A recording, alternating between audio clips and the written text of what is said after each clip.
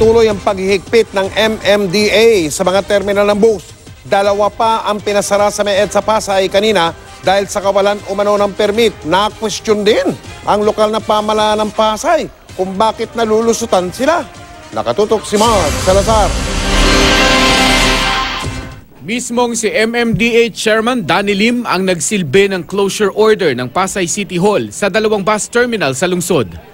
Katiwala lang ang humarap sa Bragais at Pamar Terminal. Ipapasara po natin yung terminal nyo dahil sa kawalan nyo ng permit. Hindi po kayo nag-apply sa amin sa opisina. Wala po. Kaya po namin nabigyan, pirmado po ng aming mayor yan, na ipasara ang inyong terminal. Illegal po ang pagde-terminal na. Ayaw na po, or mismo? Ayaw po ang order. Ito po yung closure order. Ang katabi lang na St. Jude at San Rafael Bus Terminal may permit nga, paso naman. Nabigyan na sila ng sufficienteng panahon para mag-comply pero hindi nila ma-comply yung requirements. Kaya wala silang business permit. Noong Oktubre pa ng isang taon sinabihan ng mga terminal na ito na sumunod sa mga patakaran pero hindi raw nakinig.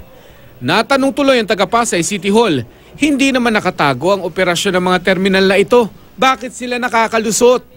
Wala pong complaints kami in the past. Kailangan din namin bigyan sila ng procedural due process sufficienteng panahon. Hindi po pwedeng isa na kaagad. Dati po, pinapasara po from time to time, pero minsan makulit, babalik-balik yan. Sa Gold Line Bus Terminal naman, nasaktuhan ni Chairman Lim ang mga bus na out of line. Pina-impound ang 9 na bus ng Don Aldrin na biyaheng Cavite, maliban sa isang pununan ng pasahero. Sa totoo lang dapat i-impound ditong mga bus na ito dahil out of line sila. I-impound yan. Pero dahil kayo nandito na, nakasakay na, ready to go na, sige, tumuloy na lang itong bus na ito. But all the rest, we need to impound them. Hanggang August lang binigay namin dyan na hindi na sila pwede dito sa EDSA. Babalik-balikan daw ng MMDA ang mga terminal ay pinasara para patunayang hindi raw sila ningas kugon. Mark Salazar, Nakatutok, 24 Oras.